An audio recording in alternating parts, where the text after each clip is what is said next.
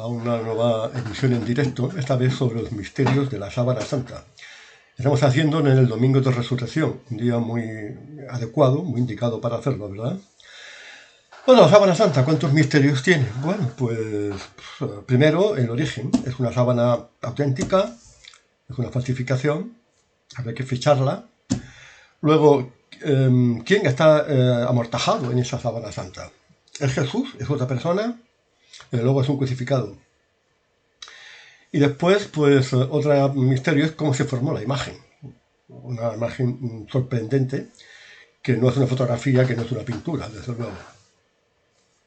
Y luego, pues, por último, pues está el tema de cuándo murió ese personaje. Hemos dicho a qué hora se hizo la impronta.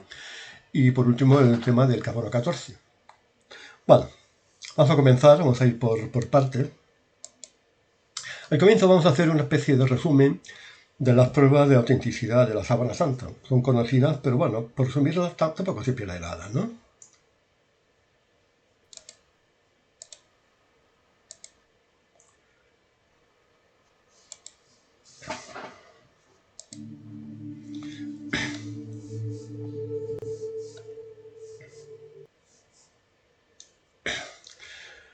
Bueno, como sabéis, la Sábana Santa es un positivo. En el año 1898, un fotógrafo, Secondo Pia, hizo la primera fotografía de la Sábana Santa y le dio esto.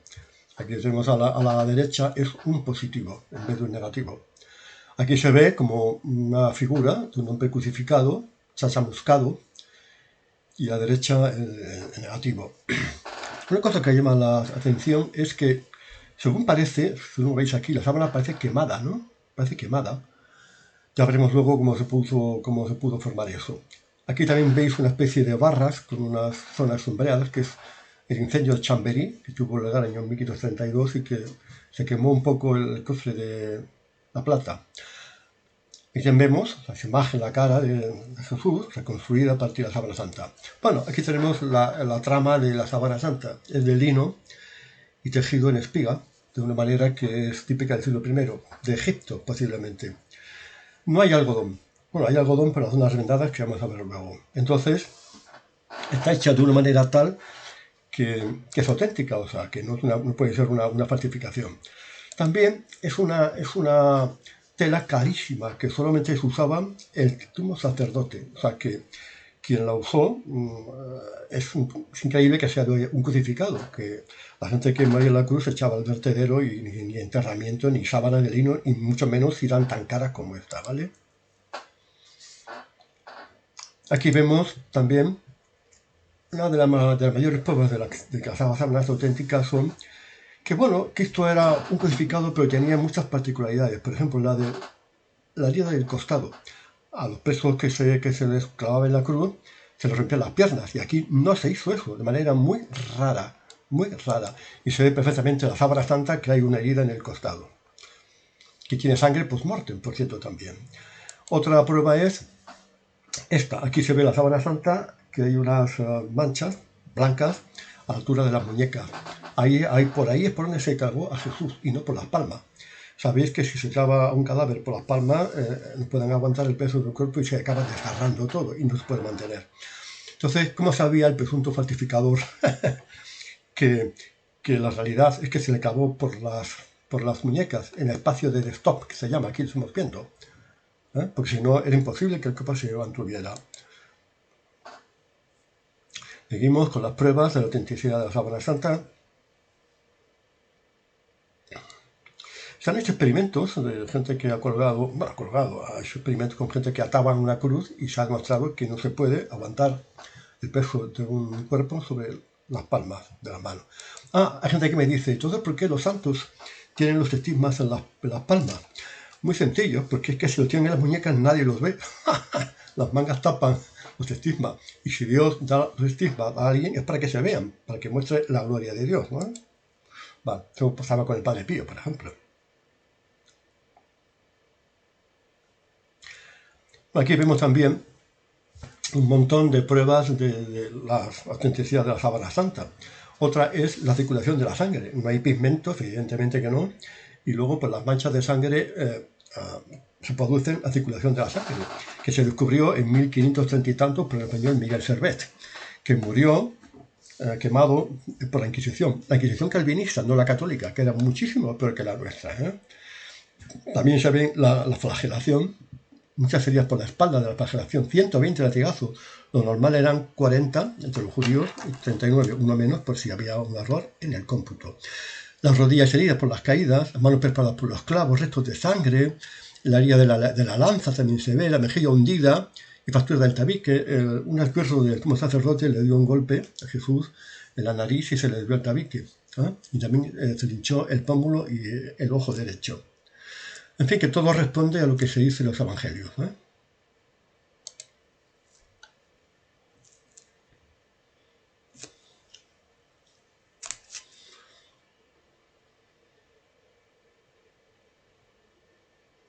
¿Va?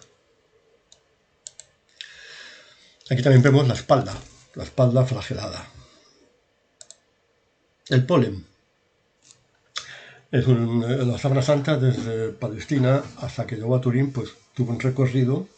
Y efectivamente, el año 73, el palinólogo Max Frey, el suizo, hizo un estudio de la Sábana Santa y el polen que tiene responde realmente a ese itinerario. Y sobre todo tenía 28 pólenes típicos de Tierra Santa, de Jerusalén, 20 de Jerusalén y 8 de Judea. Y por casualidad, todas estas plantas florecen en primavera, que fue cuando tuvo lugar la crucifixión de Jesús. Aquí tenemos lo que pudo ser la planta de la corona de espinas.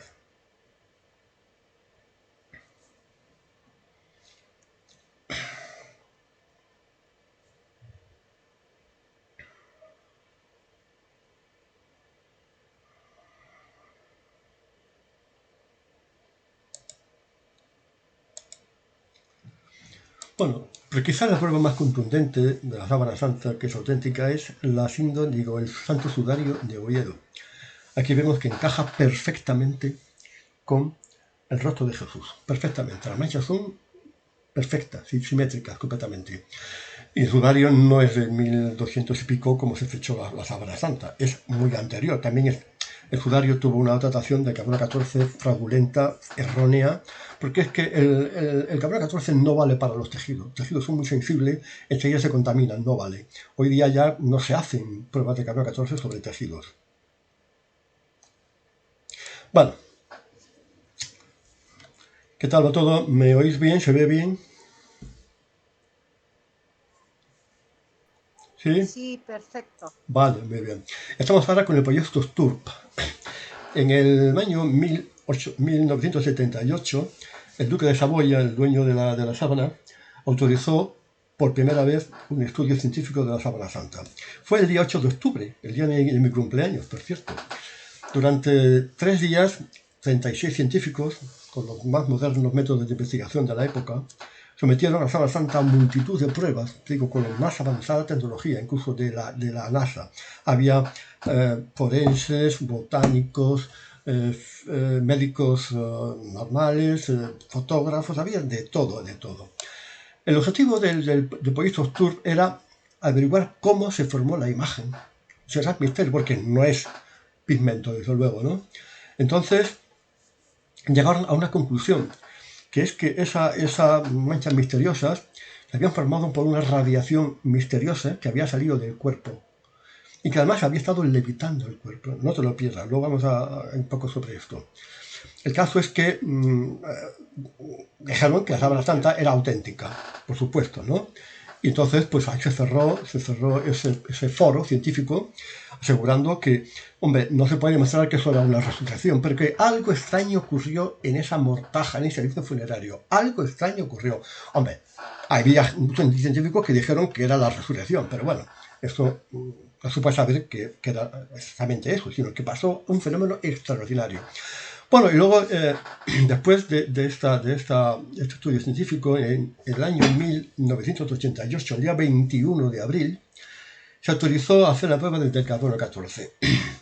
Una prueba que vamos a ver ahora ha tenido muchísimos fallos. Vamos a ver un ejemplo. Cuando se oye a algunos científicos hablar de la datación por carbono 14, se debería pensar que es tan invulnerable como la gente creía que era el Titanic a comienzos del siglo pasado. Pero aquí tenemos un ejemplo de las discrepancias que puede haber. Esto es un britano primitivo muerto durante un ritual. Fue sacrificado y su cuerpo se conserva en turba. Lo descubrieron hace pocos años, pero los resultados de los tests mediante carbono 14 varían en 800 años entre un laboratorio y otro. Entonces, ¿puede o no el carbono 14 dar falsos resultados? Esto es Santorini, una isla volcánica griega que prácticamente desapareció tras una tremenda erupción que afectó a todo el Mediterráneo y de la cual existen ecos en la Biblia. Un laboratorio fijó la fecha en el 2600 a.C. y otro en el 1100 a.C. Son 1500 años de diferencia. Así que la prueba del carbono 14 dista mucho de permitirnos datar con seguridad un objeto porque el margen de error es demasiado grande. Esta momia se encuentra en el Museo de Manchester. Un laboratorio hizo el sorprendente cálculo de que los huesos eran 1000 años más antiguos que la tela en que estaban envueltos.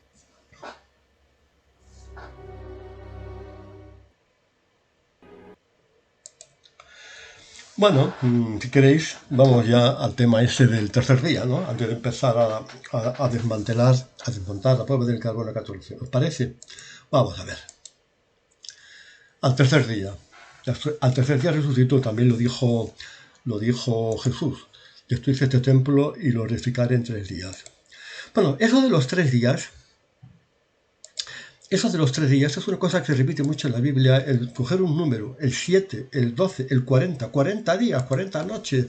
Estuvo 40 años por el desierto, Jesús estuvo 40 días en el monte de las tentaciones. Entonces, esos 3 días hay que tomarlos con ese reparo. Otra cosa, vamos a ver.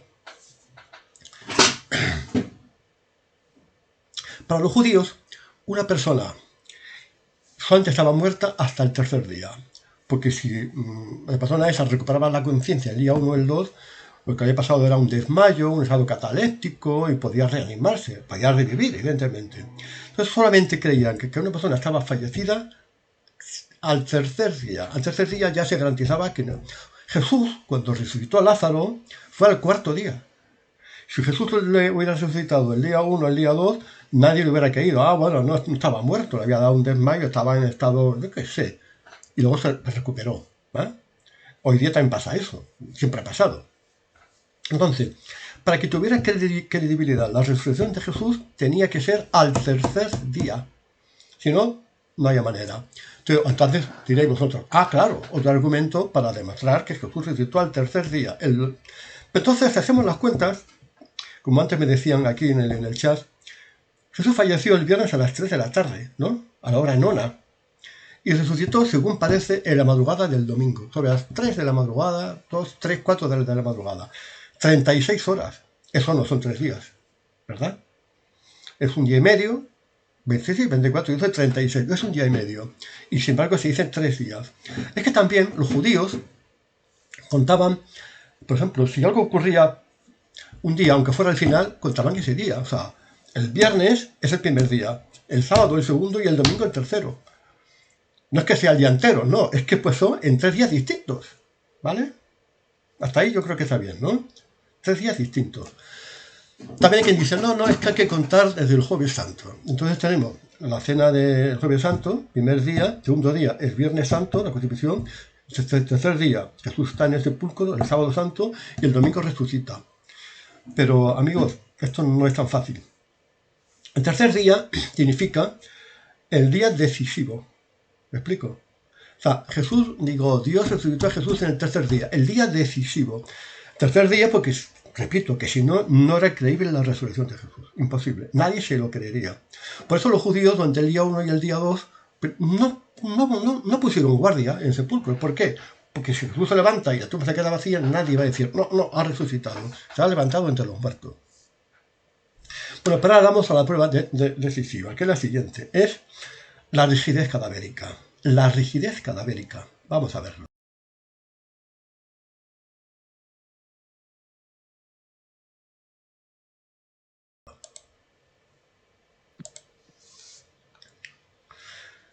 Este es el documento fundamental que a mí me ha hecho pensar, por indicación del presidente español del Centro de Sindonología, que la fecha de la resurrección puede estar equivocada. Vamos a verlo.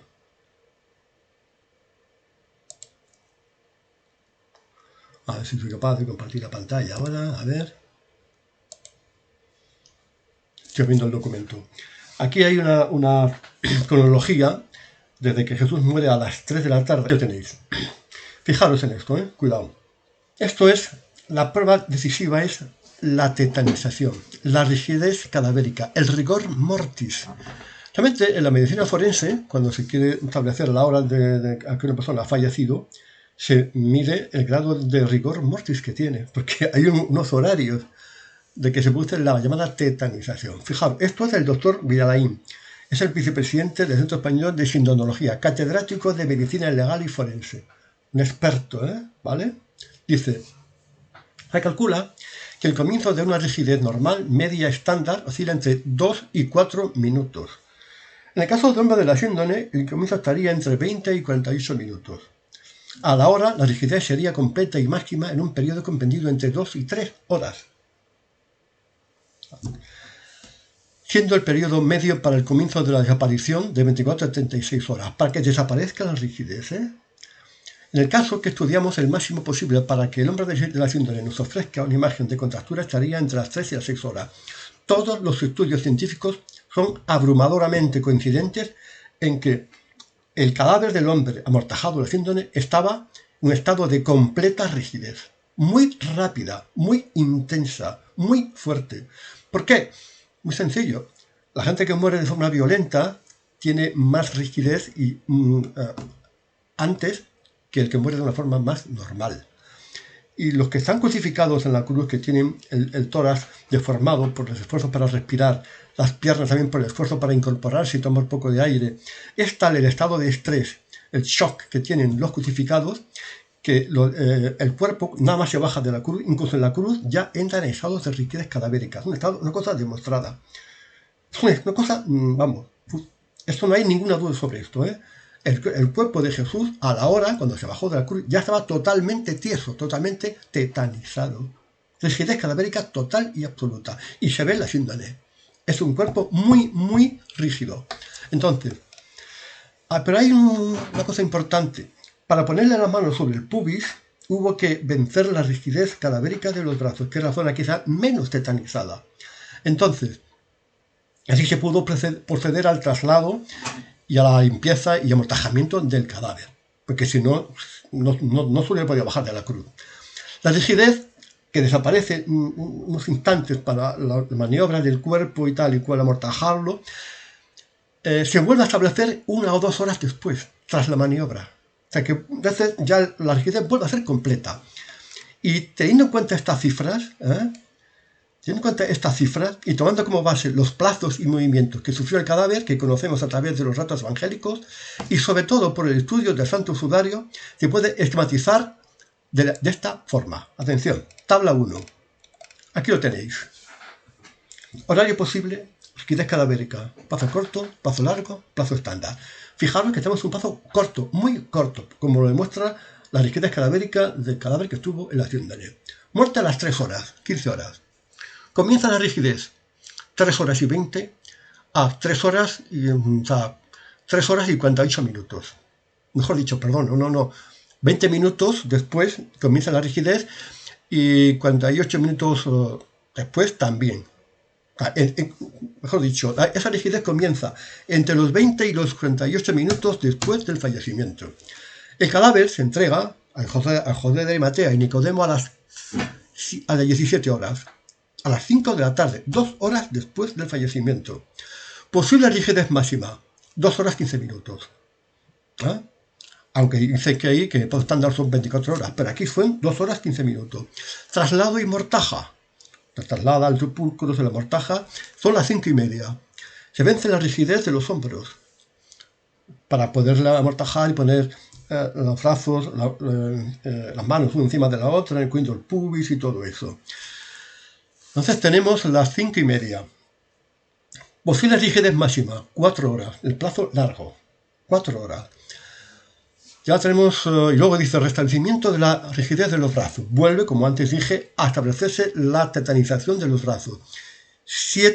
Estamos en las 7:30 ya, 19 horas 30 minutos. Paso corto, 3 horas. Y luego dice, comienza desaparición de la rigidez a las 9. comienza la desaparición de la rigidez a las 9 horas. ¿Qué quiere decir esto?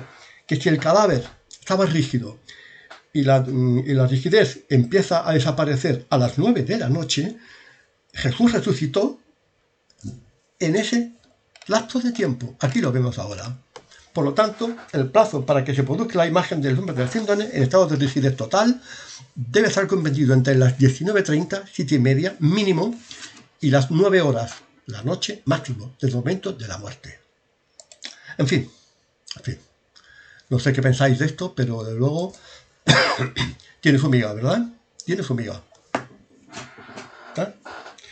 Y otra cosa, vamos a ver, es que aparte de la ciencia está también el sentido común. Yo lo uso mucho.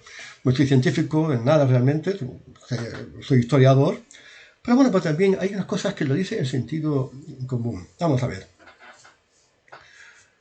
Jesús iba a resucitar, claro. ¿Por qué resucitar el domingo a las 2 de la madrugada, pudiendo hacerlo mucho antes? ¿Por qué? ¿Qué sentido tiene postergar eso hasta el domingo a las 2? ¿Por qué el domingo a las 2? Yo lo que no concibo es que las huestes angélicas, que Dios Padre, que el ángel Gabriel, que estaba a cargo de todo esto, aceptara que el cuerpo de Jesús iba a tener una descomposición, una putrefacción. Eso es inviable. ¿Vale? Entonces, dice, nada más, Jesús fue amortajado y se cerró la puerta del sepulcro, paz, la resurrección. ¿Por qué esperar? ¿Por qué esperar tanto? ¿Y qué hizo Jesús? Dicen que bajó a los infiernos, abrió las puertas del paraíso, no sé qué. ¿Qué hizo Jesús en ese lapso de tiempo? No lo sabemos. ¿Pero por qué se esperó hasta el domingo a las 2 de la madrugada para quitar esa piedra del sepulcro? Para que fuera creíble la resurrección. ¿Vale? Eso es lo que pienso. Entonces, ¿qué hizo Jesús en las 3 horas? Yo en el libro de Resurrección doy una opinión sobre lo que pudo hacer. Pero ¿cómo lo hizo? Lo hizo en el cuerpo glorioso, lo hizo con un espíritu. Yo siempre me hago la misma pregunta, ¿por qué esperar el domingo a las 2 de la madrugada, a las 3 de la madrugada? ¿Por qué? ¿Por qué? Tuvo que ser inmediato, nada más murió, resucitó. La espera. Hombre, si la espera era necesaria para que Jesús hiciera lo que tuvo que hacer en esas 36 horas, vale, si no, es imposible entender, ¿vale? Bueno, aquí vemos fotografías de la zona que se sacó para la prueba del carbono 14. Con luz de 1200K y con fluorescencia UV. Aquí se ve claramente que no es igual al resto de la sábana. Clarísimamente, ¿verdad?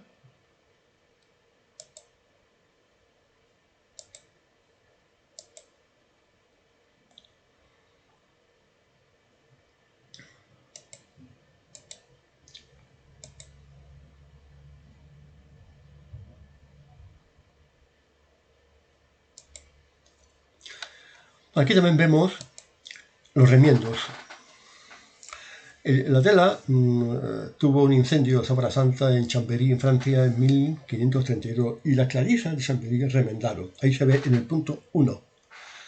El punto 2, un experto textil belga, el profesor Rice, tomó una muestra para investigarla. En el punto 2, como veis, está muy cerca de la 3, que es la zona de la que se sacó la muestra para el carbono 14. Y el número 4 es la costura entre la sábana santa y la tela de Holanda. Como veis, es una zona confusa donde hay remiendos. Seguimos. Sí. Laureano está silenciado. Está silenciado. Ah, vale. A ver. Oh. No se oye. No, espérate. Vamos a ver. Estoy liando. Laureano está silenciado. Ya, a ver. Ya está, a ver, ya estoy. ¿Ya no? ¿Ya está? Sí, correcto. Vale. Sí, va bien. Proceso de la datación, vamos a verlo. ¿Cómo se llevó a cabo la datación? Una chapuza impresionante. Fueron tantas irregularidades, tantas faltas de protocolo que hay que sospechar que ahí hubo una intencionalidad. Vamos a ver. El 21 de abril del año 68 se extrajo una muestra. Se cortó un pedazo de tela, no sé qué, tal, cerca de donde ya se había obtenido la muestra llamada de Rice en 1973. Luego, la muestra que veis aquí, pues está en la mano ahora, se corta en dos partes. Una, que es esta de aquí, y la otra que se divide a su vez en 3 partes más, una para cada laboratorio, que eran 3, Arizona, Oxford y Zurich, ¿vale? Luego, las muestras se dan a los laboratorios implicados, incluyendo muestras de control. Siempre que se hace una prueba de esta, pues hay que tener, tiene que ser una muestra ciega, tiene que haber 2 muestras de control. Una era de una tumba de Nubia, siglo XI-XII, y luego una momia del siglo II. Y además se añadió de manera subrepticia, de manera un poco fuera de protocolo, un poco de manera ilegal, se añadió una capa, un pedazo de tela de la capa de San Luis d'Anjou, siglo XIII, que coincide con la datación de la Sábana Santa, ya lo veremos. Se limpia, se quema y luego se hacen las pruebas tal y cual. ¿Vale? Seguimos. Y ahora vamos a ver lo que pasa con la zona esta donde se tomó la muestra. Vamos a verlo ahora.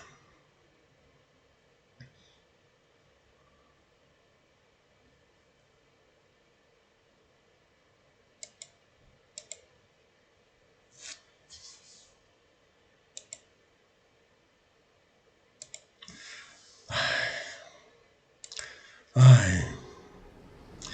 Atención a esto, ¿eh? Sue Benford y su marido, Joe Marino, creían en la autenticidad del sudario. Hasta 1977 no había oído hablar del sudario. Estaba cambiando de canal y vi ese rostro en la televisión. Y sentí algo. Tuve la certeza de que era el rostro verdadero de Jesús. Esa visión animó a Benford y su marido a buscar pruebas que demostraran que la datación por radiocarbono era errónea. Ninguno de los dos era un científico profesional. Benford dirigía una pequeña organización benéfica que lucha por un trato digno para los animales utilizados en experimentos científicos. Marino trabajaba en la Universidad de Ohio. Los dos estaban convencidos de haber encontrado una clave crucial que demostraba que la datación por radiocarbono era errónea. Mira esto. En ningún otro lugar aparece este verde dominante. Revisando las imágenes tomadas en 1978, Benford observó algo extraño en la parte del sudario elegida para tomar muestras para la datación con carbono 14. El patrón en espiga, presente en el resto de la tela, parece no encajar.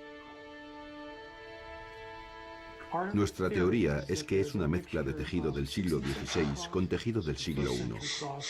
Y los datos que hemos encontrado en la tela demuestran esa teoría.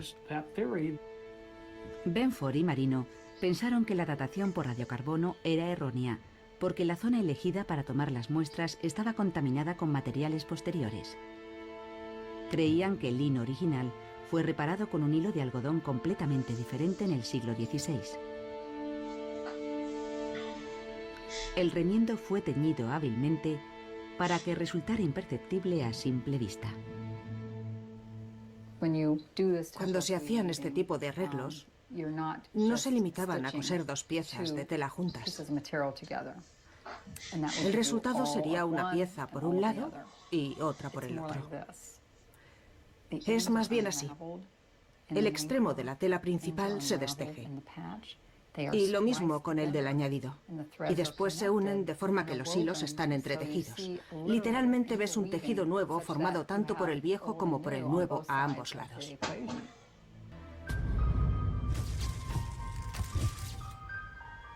En busca de pruebas definitivas, Benford revisó minuciosamente los resultados de la datación por radiocarbono para ver si había algo raro en los datos de los 3 laboratorios de la datación.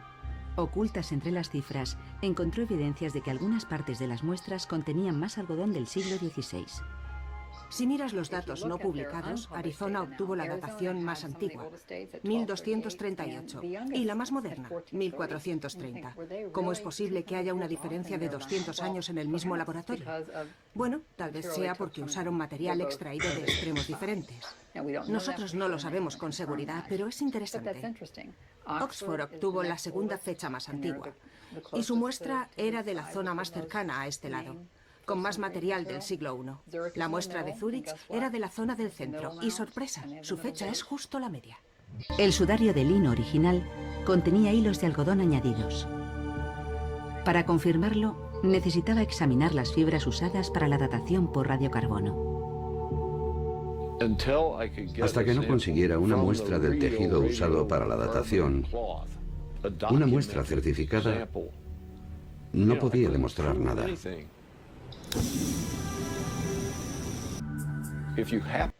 Si coges cualquier punto en el que el segmento de hilo del tejido original se une con la parte reparada, la unión sin duda demostrará que se añadió un nuevo hilo teñido para no desentonar. La única parte del sudario que estaba teñida o manchada era la zona del radiocarbono. Mi hipótesis en este momento es que lo hicieron a propósito para engañar a la vista. Mi conclusión es que esa zona fue manipulada por alguien con una gran pericia y con materiales diferentes a los utilizados para hacer el sudario. En su opinión, la datación por radiocarbono no reveló su verdadera antigüedad. El proceso de datación por radiocarbono destruye las muestras, pero todos los laboratorios implicados en las pruebas conservaban testigos de las muestras utilizadas. En la que yo había conservado, los segmentos de hilo habían sido cortados del centro de la muestra, así que no era cuestionable. Y cuando observé las muestras de la zona de radiocarbono, no hubo ningún problema en encontrar algodón. Rogers se convenció de que Benford y Marino tenían razón. Y encontró otras evidencias que ellos habían pasado por alto. Gracias a las pruebas que él mismo había realizado en 1978, sabía que en el sudario no había tintes artificiales ni pigmentos.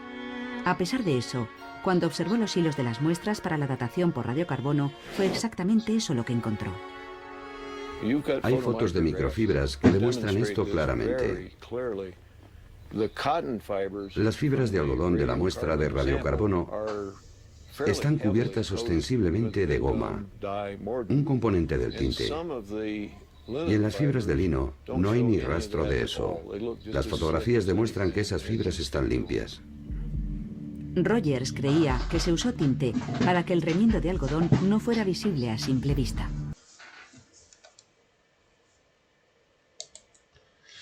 Aquí tenemos otra prueba. Rogers participó en el proyecto STURP, falleció hace poco de cáncer.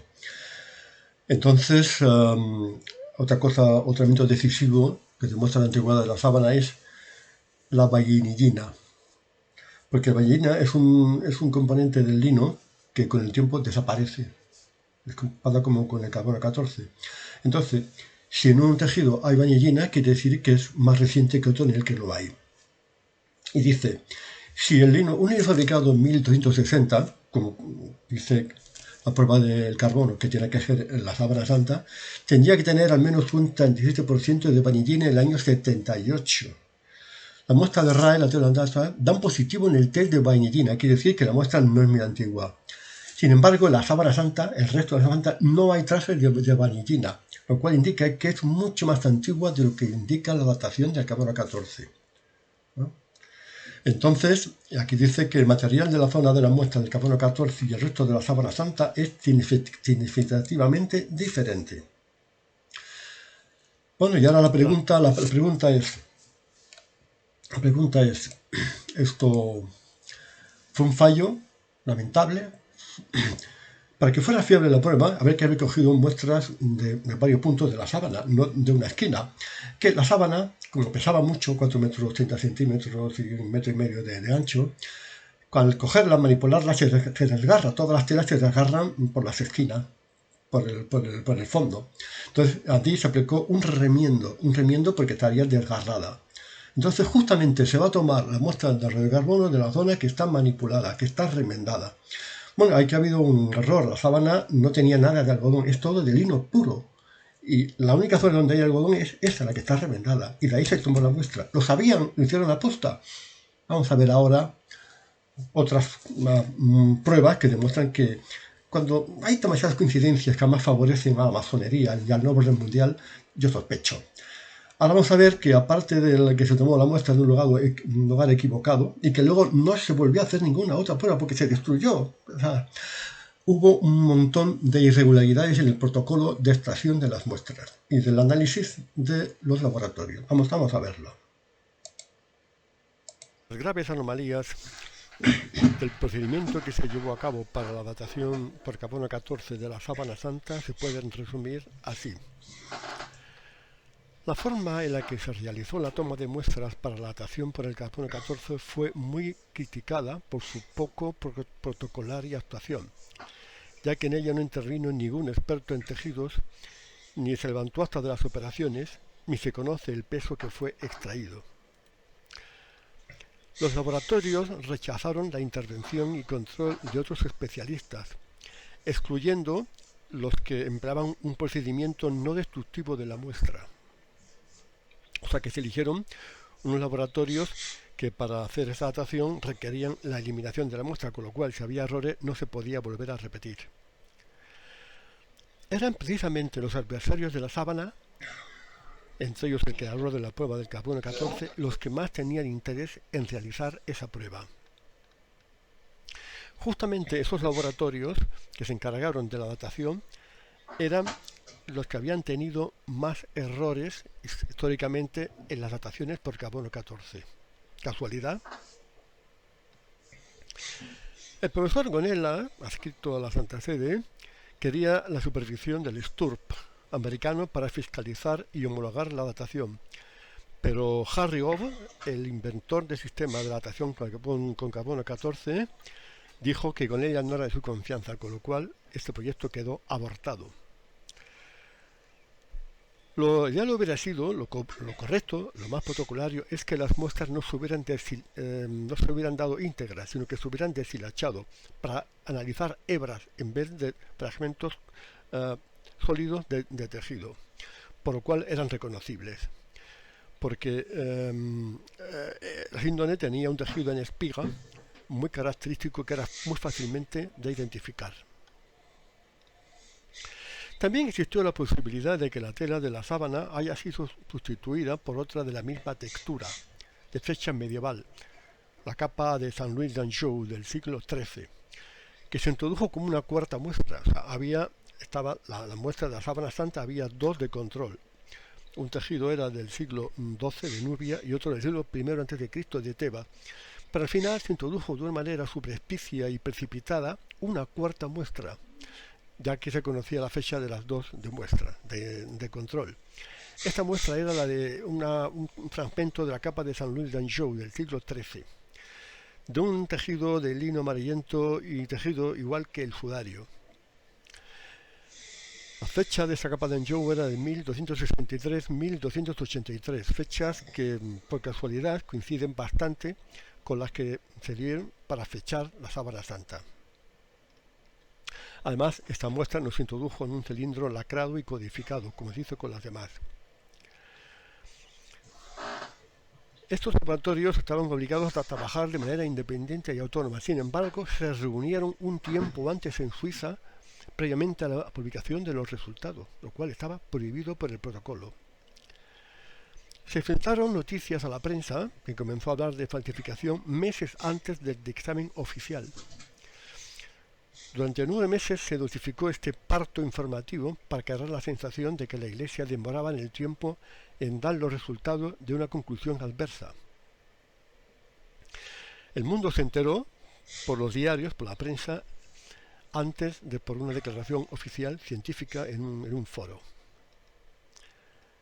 A pesar de que se había acordado guardar silencio hasta que se supieran los resultados finales, algunos responsables de los laboratorios comunicaron anticipadamente a la prensa sus propias conclusiones, hasta el punto de que uno de ellos publicó, antes del dictamen, un libro con el título El sudario desenmascarado, la mayor falsificación de todos los tiempos.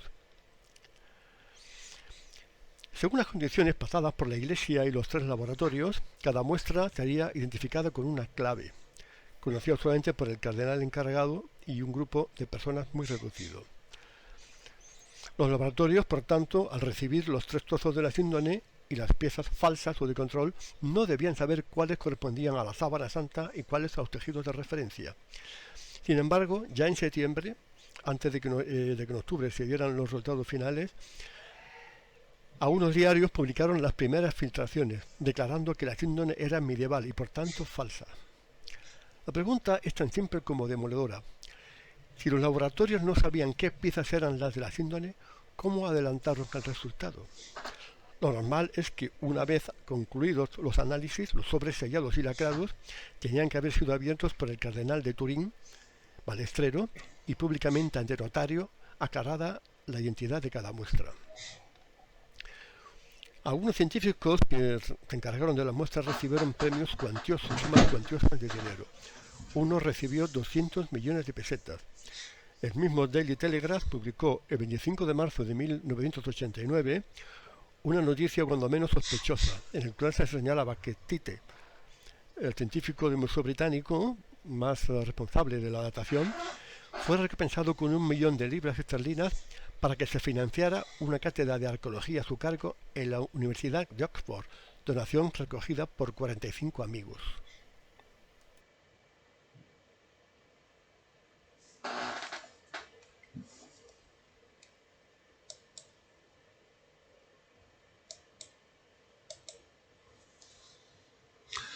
Bueno, pues aquí lo tenéis. Impresionante, ¿verdad?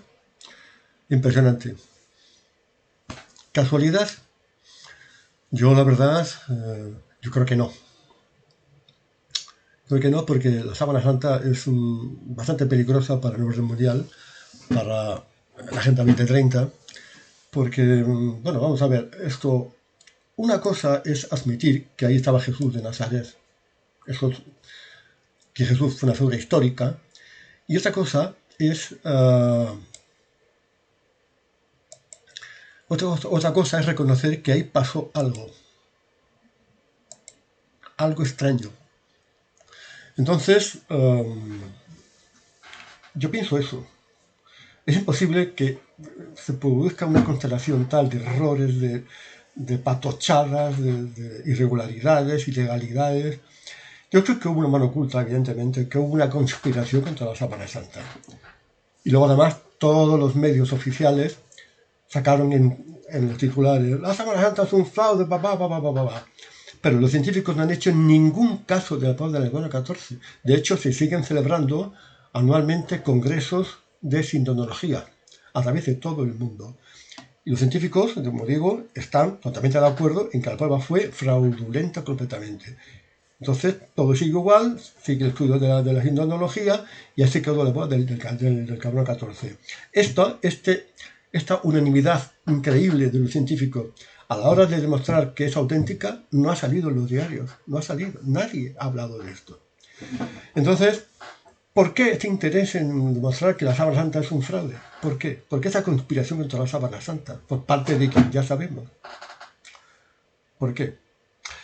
Yo he llegado a leer que hay una posibilidad entre 200.000 millones de que este crucificado no sea Jesús. O sea, es más fácil que una piedra se convierta en pájaro y eche a volar que ese cadáver no sea el de Jesús. O como dijo un científico famoso que participó en el tour, que es judío además, dijo: si la persona que estaba ahí no era Jesús, tenemos un problema. Hay 2 personas que resucitaron. Bueno, eso es un poco la conclusión a la que yo he llegado.